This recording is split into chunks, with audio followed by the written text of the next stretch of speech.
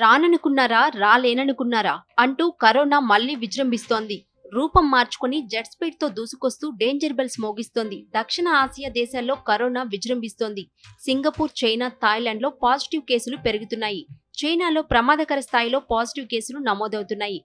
గత కొన్ని వారాలుగా ఇన్ఫెక్షన్ల సంఖ్య గణనీయంగా పెరగడమే కాకుండా ఆస్పత్రుల్లో చేరుతున్న వారి సంఖ్య కూడా అధికమవుతుండడం కంగారు పెడుతోంది. మరణాలు కూడా పెరుగుతుండటం వణుకు పుట్టిస్తోంది. దాదాపు ఏడాది తర్వాత తొలిసారిగా కేసులు నమోదవుతుండటం భయపెడుతోంది. ఇటు భారత్లోనూ స్వల్పంగా కరోనా కేసులు పెరుగుతున్నాయి. కేరళ, మహారాష్ట్ర, తమిళనాడులో కరోనా కేసులు నమోదయ్యాయి. భారత్లో ఇప్పటి వరకు 257 కరోనా యాక్టివ్ కేసులు నమోదు కావడం ఆందోళన రేకెత్తిస్తోంది.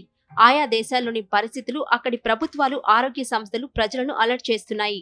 గతంలో తీసుకున్న వ్యాక్సిన్ల రోగ నిరోధక శక్తి క్రమంగా తగ్గుతుండటం, కొత్త వేరియంట్ల ఎంట్రీతో కరోనా కేసులు పెరుగుతున్నట్లు నిపుణులు భావిస్తున్నారు. ఈ క్రమంలోనే ప్రజలు ముందు జాగ్రత్త చర్యలు తీసుకోవాలని విజ్ఞప్తి చేస్తున్నారు.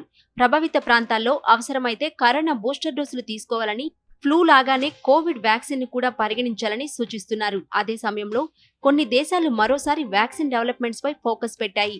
ఈ క్రమంలోనే పెరుగుతున్న ముప్పు దృష్ట్యా America food and drug administration నోవావాక్సిన్ సంస్థ అభివృద్ధి చేసిన కొత్త వ్యాక్సిన్ కు గ్రీన్ సిగ్నల్ ఇచ్చింది. ప్రస్తుతం అమెరికాతో పాటు ప్రపంచంలోని అనేక ప్రాంతాల్లో LP 8.1 వేరియంట్ ద్వారా కేసులు పెరుగుతున్నట్లు అమెరికా అంటువ్యాధుల నిపుణులు గుర్తించారు. 70% కేసులకు ఈ వేరియంట్లే కారణమని, 9% కేసులకు XFC వేరియంట్ కారణమని వెల్లడించారు. మొత్తంగా ఆగ్నేయాసియాలోని అనేక ప్రాంతాల్లో COVID-19 కొత్త వేరియంట్ తర్వాత ప్రజల్లో భయాందోళన వ్యక్తమవుతోంది. మరోసారి వినాశనం తప్పదా అన్న అనుమానాలు రేకెత్తుతున్నాయి.